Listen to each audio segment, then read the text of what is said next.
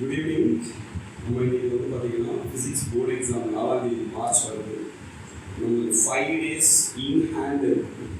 அதை 5 days எப்படி utilise பண்ணிவிட்டு நம்ம மார்க்ஸ் எப்படி எடுக்க போகிறோம், இதை பற்றி நான் ஏற்கனவே ஒரு வீடியோவில் உங்களுக்கு ஷேர் பண்ணியிருந்தேன். இருந்தாலும் லைட்டாக ரீகேப் பண்ணிவிட்டு நான் இண்டிவிஜுவலுக்கு போகிறேன்.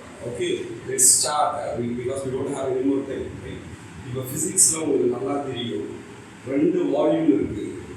Volume 1 we have chapter 1 to 7. 8 னு சொல்லலாம், 7 தான் நீங்க போடு.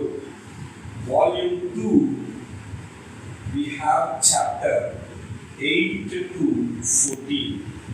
It carries how many marks னு சொல்லுங்க? 33 marks. This carries 37 marks.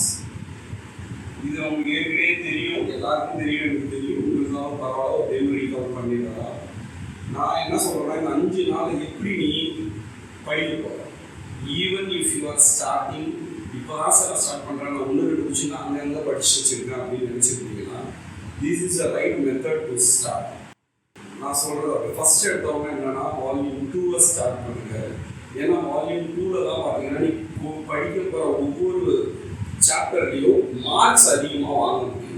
நீ போடுற எஃபோர்ட்ஸ் எல்லாம் அதிகமாக இருக்குது, ப்ரொபோர்ஷனாலிட்டி அதிகமாக இருக்கிறது வால்யூம் 2. நான் என்ன சொல்கிறேன்னா, இப்போ டேட் வந்து பார்த்தீங்கன்னா இன்றைக்கி டேட் வந்து 27 to 24. இன்னும் நம்மளுக்கு எத்தனை நாள் இருக்குது? 28, 29, 30 கிடையாது. Okay, 1, 3, 24, 2, 3, 24, 3, 24. We have one day 1. See, this is day 1, 2, 3, 4, 5 days. இன்னைக்கு நாள் வந்து பார்த்தீங்கன்னா இன்னும் பிளான் பண்ணுறதுக்கு பிளானிங் போயிடுச்சுன்னு நினச்சிக்கோங்க. இந்த இதில் day 1, day 2, day 3, day 4, day 5 என்ன பண்ணணுங்கிற ஸ்ட்ராட்டஜி நான் சொல்லிடுவேன். ஸ்ட்ராட்டஜி மட்டும் சொல்ல மாட்டேன், என்னென்ன கொஸ்டின் படிக்கணும், எப்படி படிக்கணுங்கிறதெல்லாம் சொல்லி கொடுத்தாங்க. இப்போ டே 1ல் நீங்கள் ஏதாவது ஒரு சாப்டர் நீங்கள் ஏதாவது படிச்சிங்கன்னே எடுத்துப்போம். இப்போ டே 1 நம்மளுக்கு ஒரு 24 hours இருக்குது. அந்த 24 hours நீங்கள் எதை சூஸ் பண்ணணும் அப்படின்னு கேட்டிங்கன்னா, இந்த 2 நாளில் முதல் நாள் வால்யூம் 2, 2வது நாள் வால்யூம் 1 கம்ப்ளீட் பண்ணணும். எப்படின்னா, நியூ கொஸ்டின்ஸ் புதுசாக இதுக்கு முன்னாடி இந்த கொஸ்டின்லாம் நான் படிக்கல சார், ஆனால் இம்பார்ட்டன்ட் கொஸ்டின் இருக்குது சார் அப்படின்னா நீ அந்த கொஸ்டின்ஸ்லாம் படிக்க வேண்டிய நாள் 28ஆம் தேதி, 29ஆம் தேதி, 1ஆம் தேதி, 2ஆம் தேதி.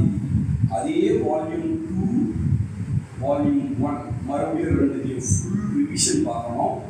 நோ நியூ கொஸ்டின்ஸ், புதுசாக ஒரு கொஸ்டினை கூட நீங்கள் படிக்கக்கூடாது. நீங்கள் என்ன படிச்சிங்களோ அது மட்டும்தான் ஃபாலோ பண்ணணும். அடுத்தது இந்த ஒரு நாளில் மைண்ட் மேப் ரிவிஷன் மட்டும்தான் பார்க்கணும்.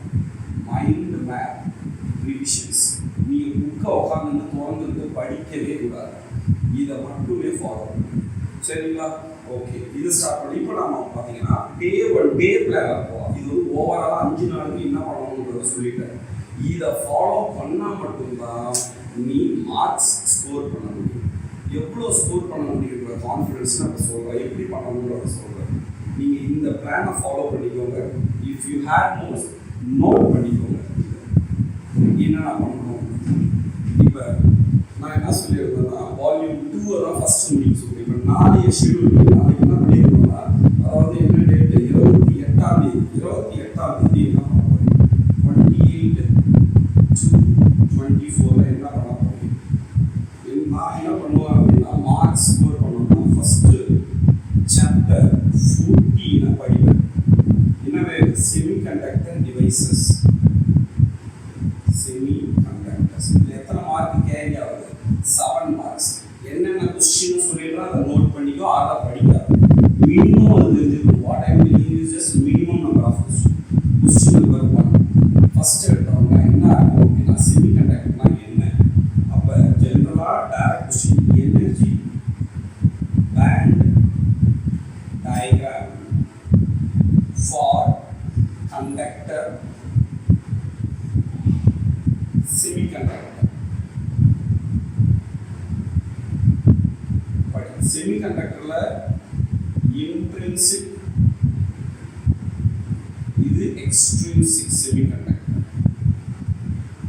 எக்ஸ்ட்ரின்சிக்ல n டைப் p டைப் இத்தனை எனர்ஜி பேண்ட் டயக்ராம்ஸ் நீங்க வரையணும். எத்தனை எனர்ஜி பேண்ட் டயக்ராம்? கண்டக்டர், செமிகண்டக்டர்ல 2, n டைப்ல 3, 4 எனர்ஜி பேண்ட் டயக்ராம்ஸ் உங்களுக்கு வரைய தெரியும். இந்த 4 எனர்ஜி பேண்ட் டயக்ராம்லயும் 2 கேசஸ் இருக்கு. ஒன்று டெம்பரேச்சர் அட் 0 கெல்வின், இன்னொன்று டெம்பரேச்சர் greater than 0 கெல்வின்ல எப்படி இருக்குன்னு வரைக்கும் சொல்ல தெரியும். ப்ராப்ளம் அந்த கிராஃப் டயக்ராம் வரைய தெரியும். இதுதான் கொஸ்டின் நம்பர் 1. ரெண்டாவது டோப்பிங். சி n டைப் இன்ட்ரின்சிக்னா என்னன்னு ஓரளவுக்கு பார்த்துக்கணும். ஏன்னா இது easy. Purest form of semiconductor தான் இன்ட்ரின்சிக். n டைப் p டைப்னா என்ன? n type and p type செமிகண்டக்டர்ஸ்னா என்ன? அதில் எதை டோப் பண்ணா, எந்த மெட்டீரியலை டோப் பண்ணா என்ன மெட்டீரியல் ஆகும்? ட்ரைவேலண்டா ஒன்று வரும், பென்டாவேலண்ட் ஒன்று வரும். அதை நம்ம அதோட எக்ஸாம்பிளாக பார்த்துக்கோங்க. வித் எக்ஸாம்பிள்ஸ் படிக்கும். ஏன்னா கொஸ்டின் பேப்பரில் எப்படி இருக்காங்கன்னா, ஒரு பாஸ்பரஸ்ல ஏதோ ஒரு மெட்டீரியலை நான் ஆட் பண்ணுறேன், இந்த மெட்டீரியல் ஆட் பண்ணால் எனக்கு என்ன டைப் ஆஃப் செமிகண்டக்டர் வரும், n டைப் வருமா, p டைப் வருமான்னு கேட்குறாங்க. அப்போ இதை மாதிரி கொஸ்டின்ஸை பாருங்க. கொஸ்டின் நம்பர் 2 தான் சொல்லியிருக்கேன். கொஸ்டின் நம்பர் 3 என்னதுன்னா ஃபார்மேஷன் ஆஃப். கொஸ்டின் நம்பர் 3 வந்து பார்த்தீங்கன்னா pn ஜங்ஷன். அதாவது pn ஜங்ஷன். இந்த pn ஜங்ஷன்ல ஃபர்ஸ்ட் என்னன்னா 3 ப்ராசஸ் நடக்குது. ஒரு pn ஜங்ஷனை p region, n region ஒண்ணா சேர்த்தா அதுல எத்தனை ஃபெனாமினல் ப்ராசஸ் நடக்குதுன்றது 3 ப்ராசஸ் தான். ஒன்று ஃபர்ஸ்ட் எடுத்தோம்னா டிஃப்யூஷன் நடக்கும். டிஃப்யூஷனுக்கு அப்புறம் ஃபார்மேஷன் ஆஃப் pn பேரியர் நடக்கும். பொட்டன்ஷியல் பேரியர் கிரியேட் ஆகும். இந்த பேரியர் கிரியேட் பண்ணி ஒரு எலக்ட்ரிக் பொட்டன்ஷியல் எலக்ட்ரிக் ஃபீல்டை செட்டப் பண்ணி அந்த ஃபீல்டு என்ன பண்ணும்னா ட்ரிஃப்ட் பண்ணும்.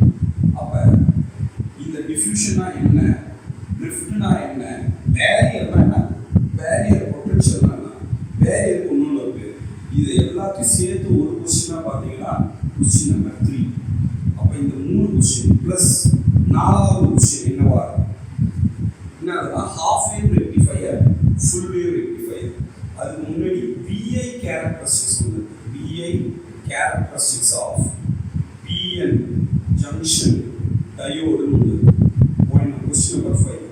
Half wave rectifier, half wave rectifier. Question number 6 full wave rectifier.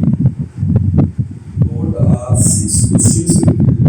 Minimum இதை தரவா படிச்சீங்கன்னா உங்களுக்கு 7/7 மார்க்ஸ் எடுக்கிற மாதிரி ஸ்கோர் பண்ணிடுவீங்க. ஞாபகம் வச்சுக்கோங்க, ஈஸியான சாப்டர் தான் நம்ம பிக் பண்ணியிருக்கோம். இதில் நீங்கள் சாய்ஸை விடக்கூடாது. எல்லா கொஸ்டின் படிச்சீங்கன்னா உங்களுக்கு எத்தனை மார்க் வரும்? 7/7. இப்போ இதெல்லாம் படிச்சிட்டோமா இல்லையான்னு எப்படி வெரிஃபை பண்ண போறீங்கன்னா ப்ரீவியஸ் கொஸ்டின் பேப்பர்ஸை பாருங்க. You will have some guide. அந்த கைடில் ப்ரீவியஸ் கொஸ்டின் பேப்பர் எல்லாமே இதுல இருந்து வரும். அதாவது தெரியுதான்னு டிக் பண்ணிக்கிட்டே வாங்க. முடிஞ்சு போச்சு இந்த சாப்டர். இதை மட்டும் நீங்கள் பார்த்தீங்கன்னா 7/7 மார்க்ஸ் எடுத்துடலாம். 7 மார்க் எடுக்கணுன்றத மைண்ட் செட் பண்ணிக்கோங்க. இது என்ன டேட்டில் நம்ம கொடுத்துருக்கோம் அப்படின்னா நாளைக்கு முடிச்சிருக்கோம். 28ஆம் தேதி இந்த டாபிக். அடுத்த டாபிக் இது மட்டும் இல்லாமல் இன்னொன்று ஒரு டாபிக் இருக்கு. என்னன்னா சாப்டர் 9, 11, 12, 13. இதுக்கு எத்தனை மார்க் இருக்குன்னு சொல்லியிருந்தோம்னா 12 மார்க்ஸ். இந்த 12 மார்க்ஸுக்கு என்னால் வந்து இதே மாதிரி கொடுக்க முடியும். பட் உங்களுக்கு டைம் இல்லாததுனால நான் என்ன பண்ணுறேன்னா ஒரு PDF நான் உங்களுக்கு இதுக்குள்ளேயே நான் பின் பண்ணி அனுப்புகிறேன். நீங்கள் என்ன பண்ணுறீங்கன்னா டூவல் நேச்சரை படித்து முடிங்க. டூவல் நேச்சர் படித்து முடிச்சுட்டு ஆஃப்டர் கம்ப்ளீட்டிங் நீ ஒரு மெட்டீரியலோ கைடோ வச்சுருக்க. அந்த கைடை படித்து முடிச்சுட்ட பிறகு ரெஃபர் த நோட்ஸ். நோட்ஸ் கிடையாது, ஆக்சுவலாக பார்த்தீங்கன்னா கொஸ்டின் பேப்பர். இந்த கொஸ்டின்லாம் மேண்டேட்டரி கொஸ்டின்ஸ் சொல்லலாம். இந்த கொஸ்டின்லாம் படிக்காமல் இந்த கொஸ்டின் இந்த சாப்டர் தராமல் கிடையாது அப்படின்னு முடிவு பண்ணி நான் கொடுத்த அந்த மெட்டீரியலில் எல்லா ப்ரீவியஸ் கொஸ்டின்ஸும் அப்டேட் பண்ணியிருக்கேன். கடைசியாக நடந்த 2023 கம்பார்ட்மெண்ட் எக்ஸாம் வரைக்கும் நான் அதை அப்டேட் பண்ணியிருக்கேன். நீ அந்த கொஸ்டின் பேப்பரை கோத்ரூ பண்ணிக்கிட்டேன். எல்லா கொஸ்டினும் தெரியுதான்னு பாரு. தெரியாத கொஸ்டினுக்கு நான் ஆன்சரும் கொடுத்துருவேன்.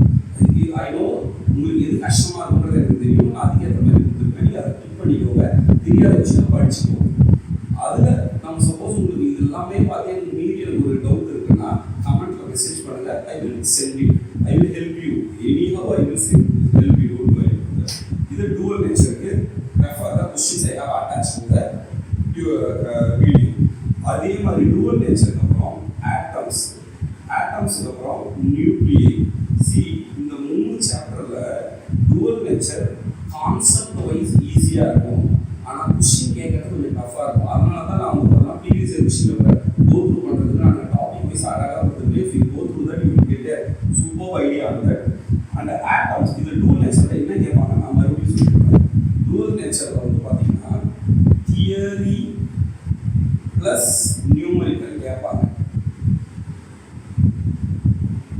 இதுல தான் அதிக மார்க் கேட்பாங்க. Out of 12 marks the majority of the marks வந்து dual nature தான் கேட்கணும். but it is about up to CBSE to do that. இப்போ ஆட்டம்ஸ்ல என்ன பார்ப்போம், ஐ யூஸ் சொல்றது. ஏன்னா ஆட்டம்ஸ் கொஞ்சம் பெரிய சாப்டர் மாதிரி தெரியும், பட் ஆனால் இல்லை. பாருங்க, ஆட்டம்ஸ்ல வந்து பார்த்தீங்கன்னா நம்பர் ஆஃப் கொஸ்டின்ஸ் நான் சொல்லிடுவேன். இந்த கொஸ்டின்ஸ்லாம் வரப்போகுது உங்களுக்கு. ஃபர்ஸ்ட் கொஸ்டின் என்ன கொஸ்டின் அப்படின்னு கேட்டோம்னா, ரூதர்ஃபோர்டு மாடல் அதை வந்து கெய்கர் அண்ட் மார்ஷல் எக்ஸ்பெரிமெண்ட் பண்ணி ரூதர்ஃபோர்டு மாடல் தான் ரைட்ன்றதை ப்ரூவ் பண்ணுறதுக்கு ஒரு எக்ஸ்பெரிமெண்ட் பண்ணியிருப்பாங்க. அந்த எக்ஸ்பெரிமெண்ட் பேர் என்னது, ஆல்ஃபா பார்ட்டிகல் ஸ்கேட்டரிங் எக்ஸ்பெரிமெண்ட். இந்த எக்ஸ்பெரிமெண்ட்ல 2 கொஸ்டின் இருக்கு. What are the observation made by alpha particle experiment? Observations என்ன, ஒன்று கன்க்ளூஷன், இதுல இருந்து என்னதான் முடிவு பண்றீங்க. இதுல ஒரு 3 பாயிண்ட்ஸ், இதுல ஒரு 3 பாயிண்ட்ஸ் தான் இருக்கு. இதையும் நான் இருக்கு அப்லோட் பண்ணியிருப்பேன்னு நினைக்கிறேன். உங்க புக்கில் இருக்கும், ஒன்றும் ப்ராப்ளம் கிடையாது. இதை படிச்சுக்கணும். 2வது கொஸ்டின் என்னது, ஆல்ஃபா பார்ட்டிகல் ஸ்கேட்டரிங் எக்ஸ்பெரிமெண்ட்ல இருந்து அடுத்தது பார்த்தீங்கன்னா 2 மார்க்ஸ். என்னன்னா இம்பாக்ட் பாராமீட்டர்னா என்ன, இம்பாக்ட் பாராமீட்டர், அப்புறம் distance of the closest approach, distance of the closest approach. அப்படின்னா என்னதுன்னா, ஒரு ஆல்ஃபா பார்ட்டிகல் வந்து பார்த்தீங்கன்னா இந்த ஆல்ஃபா பார்ட்டிகலை நம்ம என்ன பண்ணணும்னா, ஆல்ஃபா பார்ட்டிகல் ஹீலியம் நியூக்ளியஸ், அதை வச்சு நான் பம்பார்ட் பண்ணுறேன். எதை பம்பார்ட் பண்ணுறேன், கோல்டு ஃபாயிலை நான் பம்பார்ட் பண்ணுறேன். பம்பார்ட் பண்ணும்போது என்ன ஆகுதுன்னா, இந்த alpha particle positive charge, gold nucleus positive charge. இந்த 2 சார்ஜை நான் பம்பார்ட் பண்ணும்போது இந்த ஆல்ஃபா பார்ட்டிகல் என்ன ஆகும், ஒரு குறிப்பிட்ட தூரம் போயிட்டு ரிட்டர்ன் ஆகும், இல்லைனா ஸ்கேட்டர் ஆகும். அப்போ ஒரு குறிப்பிட்ட டிஸ்டன்ஸ் நின்று தானே ஸ்கேட்டர் ஆகுது. அப்போ நின்று என்ன ஆகும், இவ்வளோ வேகமாக அந்த kinetic energy is converted into potential energy. அப்போ அந்த 2 ஆல்ஃபா நியூக்ளியஸ் ஆஃப் தி கோல்டுக்கும் ஆல்ஃபா பார்ட்டிகலுக்கும் ஒரு டிஸ்டன்ஸ் இருக்கும். அந்த டிஸ்டன்ஸ் தான் distance of the closest approach. அது மேலே வராது, கரெக்டாக போ அப்படின்னு நம்ம சொல்லுவோம். இம்பாக்ட் பாராமீட்டர்னா என்னன்னா, இதே ஃபார்முலா வந்து டெரைவ் பண்ணிக்கலாம். அதாவது ஒரு காட் பீட்டா வைட்டு மட்டும் போட முடியும். இந்த இம்பாக்ட் பாராமீட்டர்னா பி. இப்போ டார்கெட் நியூக்ளியஸ் இதுதான் அந்த கோல்டு நியூக்ளியஸ்னு வச்சுக்கோங்களா, இதுதான் அந்த லைட் டார்கெட் நியூக்ளியஸ். இப்போ நான் ஒரு ஆல்ஃபா பார்ட்டிகல் பம்பார்ட் ஆகுது. இந்த ஆல்ஃபா பார்ட்டிகல் இந்த பக்கம் வரும்போது இங்கே போயிட்டு ரிப்பிள் ஆகும். அப்போ இந்த பெர்பெண்டிகுலர் டிஸ்டன்ஸ் என்னதுன்னா இம்பாக்ட் பாராமீட்டர், ரைட்? இதை நீங்கள் ஃபார்முலாவாக நோட் பண்ணி வச்சுக்கோங்க, வேற எதுவும் தேவை. அடுத்த கொஸ்டின் நம்பர் 3 பார்த்துட்டேன். கொஸ்டின் நம்பர் 4 என்னன்னா, இதுதான் இம்பார்ட்டண்டான டெரிவேஷன். அதாவது கோல் பார்க்கறதுக்கு முன்னாடி லிமிடேஷன்ஸ். இந்த கொஸ்டின் நிறைய டைம் ரிப்பீட் பண்ணியிருக்காங்க. லிமிடேஷன் ஆஃப் ரூதர்ஃபோர்டு பிளானட்டரி மாடலோட லிமிடேஷன்ஸ் கேட்டிருக்காங்க, நிறைய டைம் கேட்டிருக்காங்க. நல்லா பார்த்துக்கோங்க, இது எதிர்பார்க்கலாம் நீங்கள் வரணும்னு. கொஸ்டின் நம்பர் 5 லிமிடேஷன் பார்த்தது பார்த்தா போர்ஸ் மாடல். போரோட 3 பாஸ்டுலேட், போர் 3 பாஸ்டுலேட். முதல் பாஸ்டுலேட், 2வது பாஸ்டுலேட், 3வது பாஸ்டுலேட். இந்த அதில் 2வது பாஸ்டுலேட் வந்து பார்த்தீங்கன்னா L = NH/2 குவான்டைசேஷன். முதல் பாஸ்டுலேட் என்ன சொல்லுது அப்படின்னு கேட்டோம்னா, ஒரு எலக்ட்ரான் வந்து ஒரு ஆட்டம் நியூக்ளியஸை சுற்றி ஸ்டேஷனரி ஃபிக்ஸட் ஆர்பிட்டை தான் சுற்றி வரும். அது சுற்றி வரும்போது எந்த எனர்ஜியும் எமிட் பண்ணாது. ஆனால் ரூதர்ஃபோர்டோட லிமிடேஷன் அதான். என்னன்னா ஆல்ஃபா பார்ட்டிகல் ஒரு எலக்ட்ரான் வந்து பார்த்தீங்கன்னா சுற்றி வரும்போது it will continuously accelerate ன்னு சொல்லியிருப்பாங்க. Accelerate ஆனாவே it loses energy. Eventually it has to போய் நியூக்ளியஸ் போய் விழணும். ஆனால் விழுந்தால் மட்டும் ப்ராக்டிக்கலாக விழல. ஸ்டேபிளாக இருக்கு நியூக்ளியஸ். ஓகே, ஆட்டம் எலக்ட்ரான் வந்து ஸ்டேபிளாக இருக்கும், ஸ்டேபிளாக இருக்கு. அப்போ அவர் சொன்னது தப்பு. அதை யார் ஓவர் கம் பண்ணா? போர். அதுதான் limitation of Rutherford. Advantage Bohr வந்து 3 பாஸ்பேட்டில் சொல்லும்போது ஃபர்ஸ்ட் பாஸ்பேட்டில் it will not emit energy. எப்போ எமிட் ஆகும் எனர்ஜி? கண்டிப்பாக எமிட் ஆகும். எப்போனா தேர்ட் பாஸ்பேட்டில் அவர் சொல்லியிருக்காரு. ஒரு லெவலில் இருந்து இன்னொன்று எனர்ஜி ஹையர் எனர்ஜிலேருந்து லோவர் எனர்ஜி வரும்போது எனர்ஜி ரிலீஸ் பண்ணிடுது. அந்த ரிலீஸ் பண்ணுறதா ஹச் நியூ எனர்ஜி அப்படின்னு பார்த்தோம். இப்போ ஒரு 3 பாஸ்பேட்டில் இருந்து டெரிவேஷன் ஸ்டார்ட்ஸ். என்ன டெரிவேஷன்? சி, இதுதான் ரொம்ப முக்கியம். இந்த டெரிவேஷன் தான் உங்களுக்கு டைம் அதிகமாகும் போது பார்த்துக்கோங்க. ஃபர்ஸ்ட் என்னன்னா டெரிவேஷன் ஃபார் ஆர்என். ஆர்என் என்னதுன்னா radius of the nth orbit. நீங்கள் வந்து பார்த்தீங்கன்னா அசம்ஷன் ஆஃப் போர்லாம் நீங்கள் பார்த்துக்கணும். அது வந்து ஒன் எலக்ட்ரான் தான் இருக்கணும் அப்படின்னு சொல்லியிருந்தாங்க. அதில் வந்து radius of the nth orbit என்னது அப்படின்னு ஒரு ஃபார்முலா இருக்கும். Velocity of the nth orbit என்ன, அடுத்தது time period of the electron என்ன, ஆர் ஃப்ரீக்வன்சி கண்டுபிடிக்கலாம். ஃப்ரீக்வன்சி இது கண்டுபிடிக்கும். அடுத்தது En, energy of the nth orbit. சி, இது எல்லாத்தையும் எப்படி ஞாபகம் வச்சுக்கணும் அப்படின்னு கேட்டீங்கன்னா,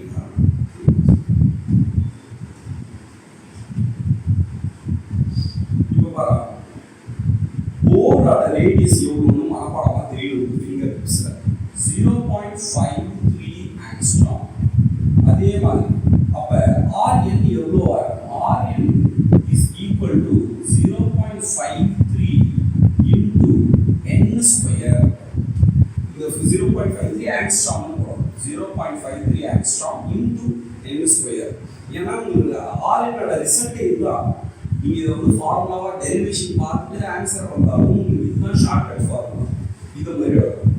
அடுத்து வெலாசிட்டி வி நாட் எவ்வளோனா velocity of the electron in Bohr radius என்னது அப்படின்னு கேட்டோம்னா c/137 இன்டு 1/n வரும். அப்படின்னா என்ன அர்த்தம்னா Rn is directly proportional to n ஸ்கொயர்னு அர்த்தம்.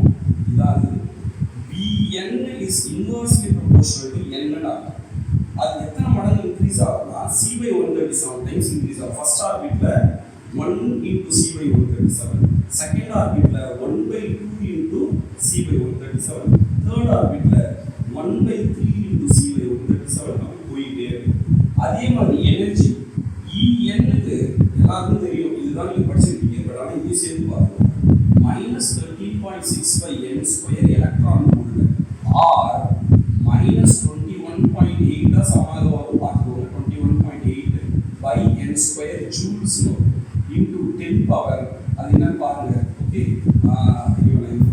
ஜூல்ஸ் அவங்க கன்வெர்ட் பண்ண தெரியும்.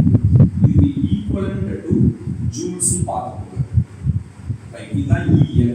ஓகே, இது வந்து பார்த்தீங்கன்னா En எலக்ட்ரான் வோல்ட்ல இருக்கு. அப்போ 1 எலக்ட்ரான் வோல்ட் எத்தனை ஜூல்ஸ்னு உங்களுக்கு தெரியும். 1.6 × 10⁻⁻⁷ தெரியும் பார்த்துக்கோங்க.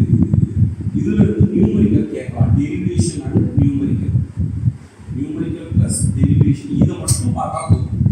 God it? ஓகே.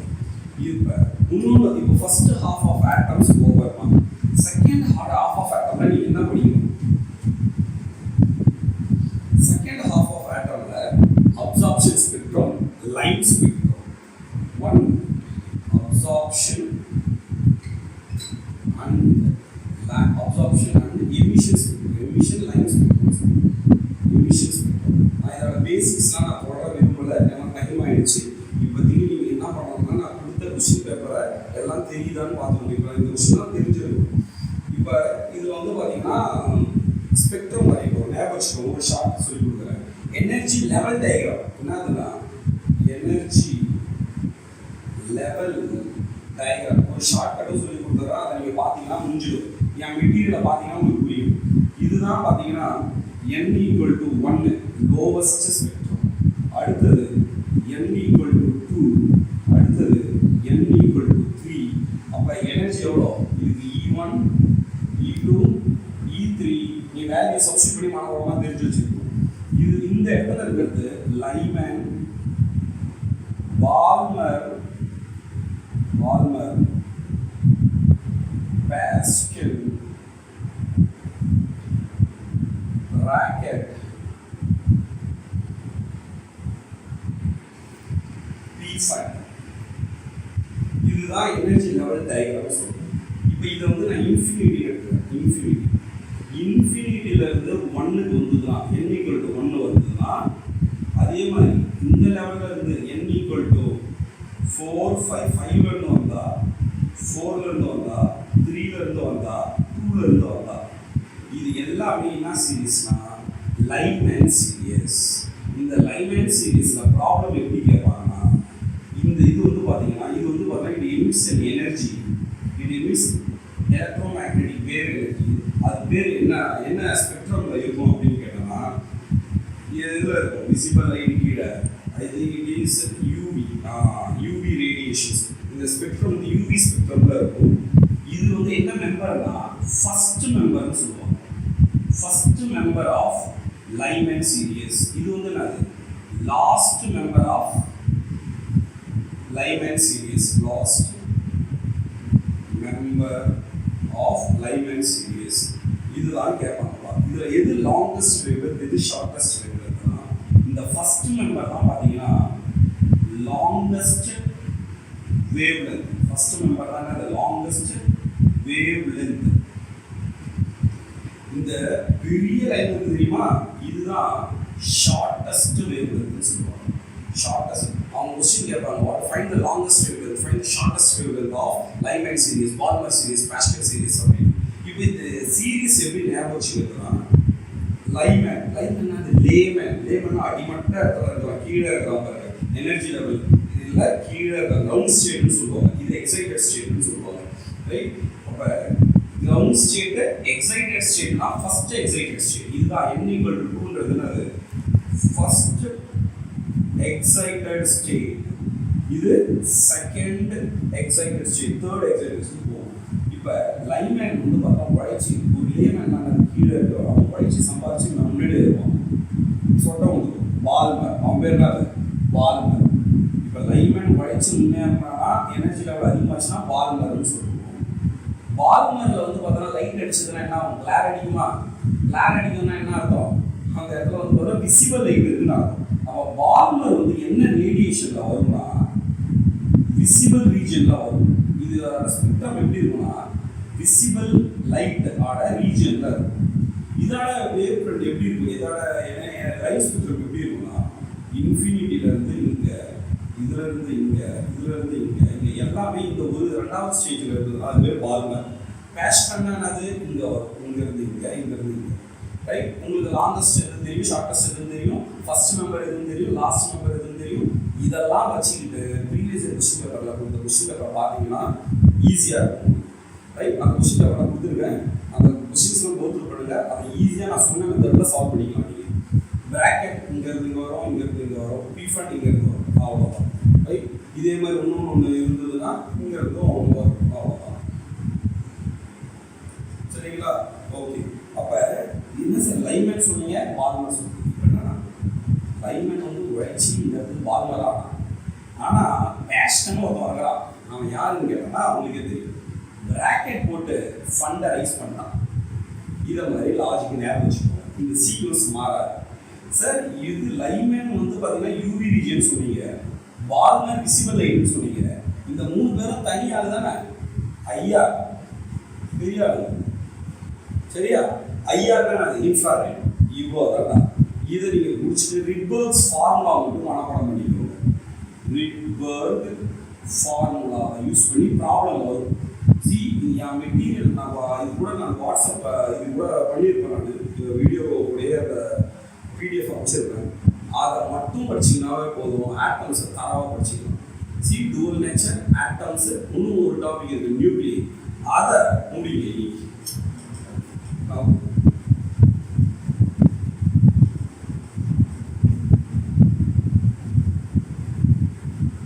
இந்த 12 மார்க்ஸுக்கு சாப்டர் 11 கொடுத்துட்டேன். 12, 13 இருக்கு. இந்த நியூக்ளியை அப்படின்னு இந்த நியூக்ளியில நிறைய தியரி கொஸ்டின்ஸ் விட ப்ராப்ளம் அதிகமாக கேட்கறதுக்கு நிறைய வாய்ப்பு இருக்கு. அதனால ப்ரீவியஸ் கொஸ்டின் பேப்பர் நான் கொடுத்துருக்கேன். அதை மட்டும் சால்வ் பண்ணி ஃபிஷன்னா என்ன, ஃபியூஷன் லாங்கிற ஈக்குவேஷனை நல்லா மனப்பாடம் கையில்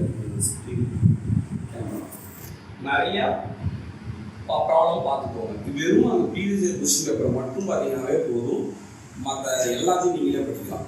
இதில் வந்து பார்த்தீங்கன்னா இந்த பைண்டிங் எனர்ஜின்றதான் படிச்சா ஆகும்.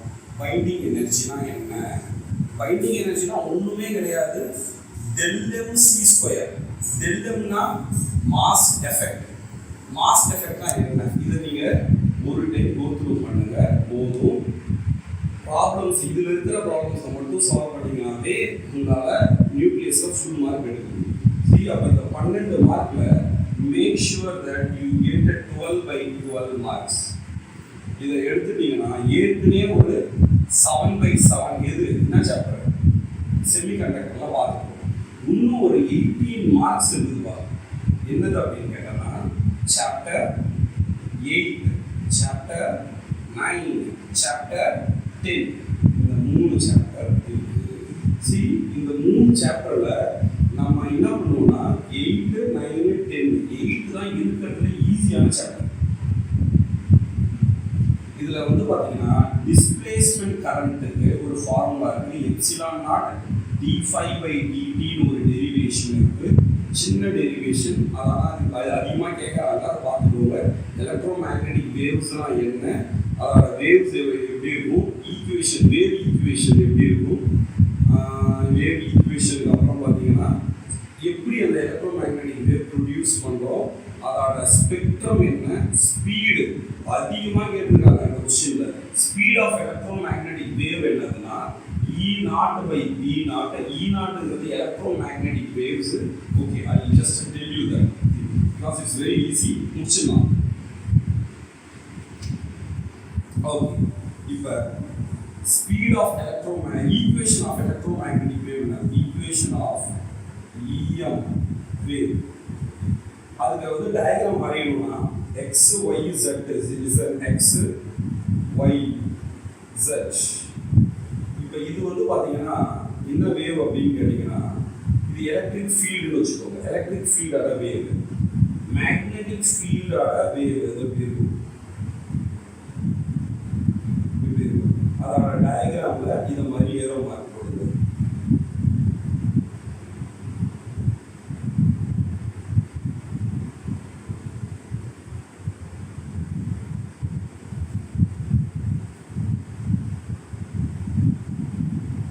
இதுதான் எலக்ட்ரோ மேக்னெட்டிக் வேவ். அதாவது பாருங்க, இதில் 2 ஃபீல்டு இருக்கு. ஒன்று எலக்ட்ரிக் வேவ், இன்னொன்று மேக்னெட்டிக் வேவ். இந்த electric வேவுக்கு E = E0 sin kx minus omega t. B is equal to B0 sin kx minus omega t. See, இங்க பாருங்க, இந்த எலக்ட்ரிக் ஃபீல்டு வந்து எந்த ஆக்சிஸ்ல வேரி ஆகுதுன்னு பாருங்களா. இதான் எலக்ட்ரிக் ஃபீல்டு. இது y ஆக்சிஸ்க்கு அலாங்கா வேரி ஆகுது. அப்ப E of y, t ன்னு போடலாம். டைம் மாற தானே மாறுது. அதே மாதிரி மேக்னெட்டிக் ஃபீல்டு எந்த ஆக்சிஸ்ல மாறுதுன்னு பார்த்தீங்கன்னா z ஆக்சிஸ்ல மாறுது. அப்ப z, t ன்னு போடலாம். E of y, t, B of z, t. சரி, இது E0 என்னன்னா மேக்ஸிமம் ஆம்ப்ளிட்யூட் இருக்கு தெரியுமா? இதுதான் E0. இந்த வேல்யூ தான் என்னது E0. இந்த வேல்யூ தான் என்னது B0. Maximum amplitude B0. Sir இதுனா சார் K என்னன்னா angular wave number which is λ/2π or 2π/λ. ஐயோ கட் பண்ணு. Okay, K angular wave number வந்து என்னன்னா 2π/λ. அப்ப வேவ் இப்போ இந்த ஈக்குவேஷனை கொடுத்துட்டு வேவ்ல இருந்து கண்டுபிடிக்க சொன்னாலும் உங்களுக்கு K வேல்யூ வச்சு தான் கண்டுபிடிக்கணும். இந்த x ஆக்சிஸ், இந்த x என்னதுன்னா இந்த வேவ் எந்த பக்கம் போகுதுன்னா ப்ரொபகேஷன் x டைரக்ஷன்ல போகுதுனா. இந்த மைனஸ் சைன் இண்டிகேட் என்ன பண்ணுது? Minus sign indicates positive x axis வழியா போகுது.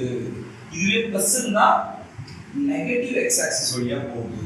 ஒமேகாக்கு என்ன ஃபார்முலா? Omega = 2πf. அப்ப இதுல ஏதாவது ப்ராப்ளம் கேட்டாலும் இதை போட்டு போயிடலாம். சரி, இன்னும் இந்த எலக்ட்ரோ மேக்னெட்டிக் வேவ்ல இந்த அதுக்கப்புறம் பார்த்தீங்கன்னா எலக்ட்ரோ மேக்னெட்டிக் வேவ் ஸ்பெக்ட்ரம்னு ஒரு டேப்லெட் ஃபார்ம் இருக்கும்.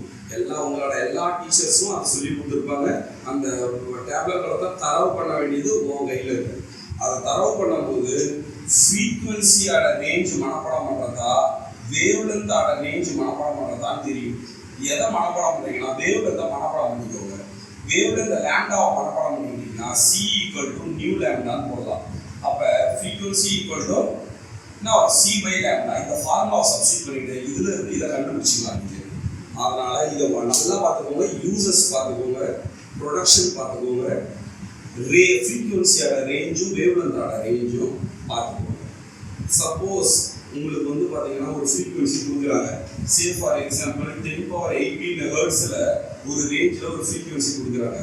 ஆனால் நீ இதெல்லாம் மனப்பாடம் பண்ணல, ஃப்ரீக்குவன்சியோட ரேஞ்சும் வேவ் லென்த்தோட ரேஞ்சும் நீ மனப்பாடம் பண்ணல, தெரியல அப்படின்னா என்ன பண்ணணும்னா அட்லீஸ்ட் இது 10^18னா எதுவாக இருக்குன்னு கற்பனை பண்ணணும். 10^18 ரொம்ப அதிகம்.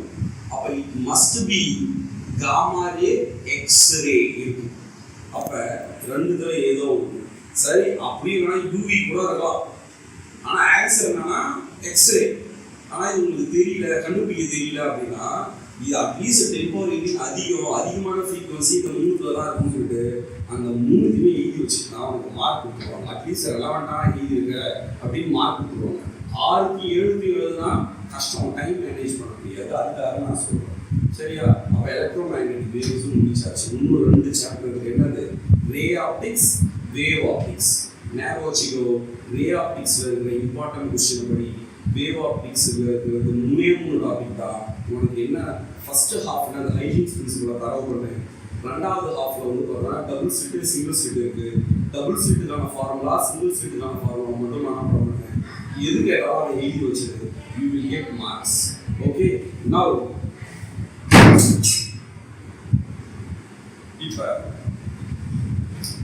இப்போ நான் என்ன செய்ய தூரம் படிக்கணும் அப்படின்னு நீங்கள் பயப்படுறவங்களா இருந்தீங்கன்னா அவங்களுக்கான பாட்டு சி சாப்டர் 8, 9, 10 மூணுத்தையும் சேர்த்து எத்தனை மார்க் வரும்னு சொன்னா 18 மார்க்ஸ். இதில் சாப்டர் 9ல் இம்பார்ட்டண்ட்டான டெரிவேஷன்ஸ் எல்லாத்தையும் படிக்க முடியும். இது ரொம்ப ஈஸி தான். டெரிவேஷன் சொல்ல போனால் இதை முடிச்சிடும். சாப்டர் 8, 9, 10 3 சாப்டரில் 9th சாப்டர் வந்து பார்த்தோம்னா important derivation, lens makers formula, refraction, concave surface, prism derivation, ray optics, optical instrument. இதில் தான் அதிகமான மார்க் வரப்போகுது. ஆப்வியஸாக இதில் இருந்து 100% 1-3 மார்க் வரப்போகுது. கண்டிப்பாக 1-3 மார்க்ஸு. ஒரு நியூமரிக்கல் கேட்பாங்க, ஒரு தியரி பார்த்து கேட்பாங்க. தியரி பார்த்து மட்டுமாவது தரவாக வச்சுக்கணும். ப்ராப்ளம் பார்ட் ஏதாவது கேட்டாங்கன்னா வெறும் ஃபார்முலா கரெக்டாக எழுதுற மாதிரி பார்த்துக்கோங்க. டெரிவேஷன் ப்ராப்ளம் கேட்டாங்கன்னா எது கேட்க போகிறாங்க?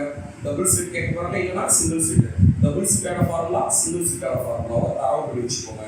அதை எழுதினாவே 1.5 மார்க்கு, 3 மார்க் ப்ராப்ளம் கேட்டாங்கன்னா 1.5 mark given data to find formula யூஸுக்கே கொடுத்துருவாங்க. அதுவே 1.5 மார்க்குக்கு ப்ராப்ளம் கேட்டாங்கன்னா ஃபார்முலாவும் கிவன் டேட்டாவுமே 1 மார்க் கொடுத்துருவாங்க. ரைட்?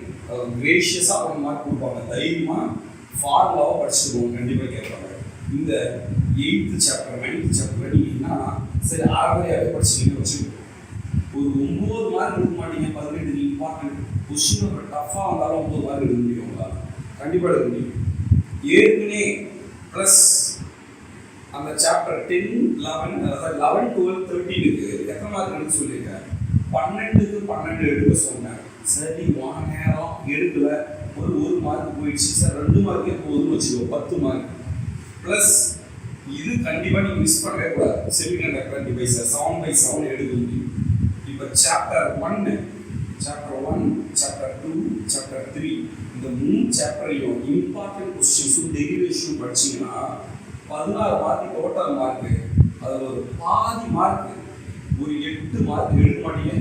இம்பார்ட்டன்ட் கொஸ்டின் கண்டிப்பாக எடுத்துடலாம். Given data to find formula மட்டும் ஏதாவது ஒன்று எழுதி டெரிவேஷன் ஸ்டார்ட் பண்ணி ஆன்சரை மட்டும் எழுதிச்சிங்கனாவே 8 மார்க் எடுத்துடலாம். ரைட்? அடுத்தது சாப்டர் 4, 5, 6, 7 பெரிய சாப்டர். நிறைய இம்பார்ட்டன்ட் கொஸ்டின்ஸ் இருக்குது. இந்த சாப்டர் 5 பயங்கர ஈஸி. சாப்டர் 7 வந்து நிறைய கொஸ்டின்ஸ் எழுதுவாங்க.